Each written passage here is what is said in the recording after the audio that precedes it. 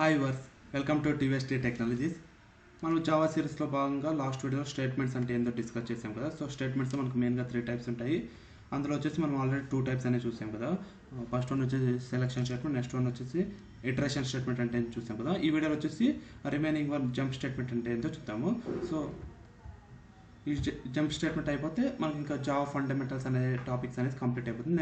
Next వీడియోలో మనము oops అనే కాన్సెప్ట్ అనేది మనం ఇంకా కవర్ చేయబోతున్నాము. ఓకే, ఇన్ కేస్ కనుక మీరు ప్రీవియస్ వీడియోస్ కనుక మిస్ అయినట్లయితే నేను లింక్ అనేది డిస్క్రిప్షన్లో ఇవ్వడం జరుగుతుంది. మీరు కనుక చూడాలనుకుంటే ఆ లింక్ ద్వారా వెళ్ళి చూడేసేయండి. ఓకే ఫ్రెండ్స్, ఇప్పుడు వచ్చేసి మనకి జంప్ స్టేట్మెంట్స్ అంటే ఏంటో థియరిటికల్ అండ్ ప్రాక్టికల్గా చూద్దాము. మనకి జంప్ స్టేట్మెంట్ వచ్చేసి మెయిన్గా 2 టైప్స్ ఉంటాయి. ఫస్ట్ వన్ వచ్చేసి బ్రేక్ అండ్ నెక్స్ట్ వన్ వచ్చేసి కంటిన్యూ అని ఉంటుంది. బ్రేక్ ఎందుకు యూజ్ చేస్తామంటే మనం ఎగ్జిక్యూషన్ ఆఫ్ లూప్ అనేది మనం దాన్ని ఎగ్జిక్యూట్ చేయాలనుకుంటే అప్పుడు మనం ఈ బ్రేక్ అనేది యూజ్ చేస్తాం అనమాట. అలా కాకుండా మనం దాన్ని కంటిన్యూ చేయాలనుకుంటే కంటిన్యూ అనేది యూజ్ చేస్తాం అనమాట. దీన్ని ఒకసారి ప్రాక్టికల్గా చూద్దాము, మనకి క్లియర్గా అర్థమవుతుంది. మనం ప్రీవియస్ సెక్షన్లో ఈ 2 స్టేట్మెంట్స్ చూసాం కదా. సో వాటిలోని ఈ బ్రేక్ అనేది యూజ్ చేద్దాం. ఇప్పుడు ఇక్కడ ఫర్ లూప్ ఉంది కదా, ఇది ఏమవుతుందంటే 5 టైమ్స్ ప్రింట్ కావడం జరుగుతుంది కదా. సో అలా కాకుండా ఇప్పుడు ఇక్కడ వచ్చేసి నేను బ్రేక్ అనేది ఇచ్చాను అనుకోండి, ఇది ఏం చేస్తుందంటే ఓన్లీ మనకు 1 టైమే ప్రింట్ కావడం జరుగుతుంది అవుట్పుట్ అని. చూసారా? అదే అలా కాకుండా కంటిన్యూ అని ఇచ్చామనుకోండి, లూప్ అనేది కంటిన్యూ అయ్యి మళ్ళీ 5 టైమ్స్ ప్రింట్ కావడం జరుగుతుంది. ఓకే, ఇవి వచ్చేసి మనం మెయిన్గా ఈ వైల్ స్టేట్మెంట్ కదా ఇక్కడ యూజ్ చేస్తే మనకి క్లియర్గా బాగుంటుంది. అంటే ఫర్ ఎగ్జాంపుల్ వచ్చేసి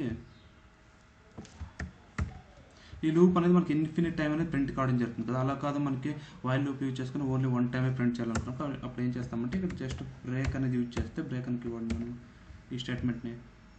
ఇక్కడ ఓన్లీ మనకి 1 టైమే ప్రింట్ కావడమే జరుగుతుంది లూపింగ్ అనేది. ఇది వచ్చేసి నెక్స్ట్ ఫర్ లూప్ అనేది ప్రింట్ కావడం జరిగింది ఇక్కడ. ఓకే, అలా కాదు మనకి ఇన్ఫినిట్ టైం ప్రింట్ కావాలంటే కదా మనం ఏం చేయాలి, కంటిన్యూ అనే స్టేట్మెంట్ మనం యూజ్ చేయాలన్నమాట ఇక్కడ. ఓకే, అంటే ఇది మన డిపెండింగ్ అపాన్ రిక్వైర్మెంట్ మనం ఇది యూజ్ చేయడం అనేది జరుగుతుంది అనమాట. ఓకే ఫ్రెండ్స్, ఇది ఈ వీడియో మనకి టోటల్గా జావా స్టేట్మెంట్స్ అండ్ కంప్లీట్గా మన ఇప్పటి వరకు వచ్చేసి మన Java series and Java fundamentals అని మనం కంప్లీట్ చేయడం జరిగింది. నెక్స్ట్ వచ్చేసి మనం ఊప్స్ అనే కాన్సెప్ట్ అనేది కవర్ చేయబోతున్నాం. అది వచ్చేసి మెయిన్గా మనకి ఇంపార్టెంట్ అనమాట. జావా అంటేనే మనం ఊప్స్ అని చెప్పుకుంటాం అనమాట. సో ఆ వీడియోస్ అనేది నేను ఫర్దర్ ట్యూటోరియల్లో నేను డిస్కస్ చేయడం అనేది జరుగుతుంది అనమాట. ఓకే ఫ్రెండ్స్, ఈ వీడియోస్ కనుక మీకు యూజ్ఫుల్ అనుకుంటే దయచేసి లైక్ చేసి షేర్ చేసి సబ్స్క్రైబ్ చేసుకోండి. అలానే పక్కన్న బెల్ ఐకాన్ క్లిక్ చేయండి. ఈ బెల్ ఐకాన్ క్లిక్ చేయడం వల్ల మీకు ఫర్దర్గా నేను అప్లోడ్ చేయబోయే వీడియోస్ అనేవి మీకు నోటిఫికేషన్ ద్వారా రావడం జరుగుతుంది.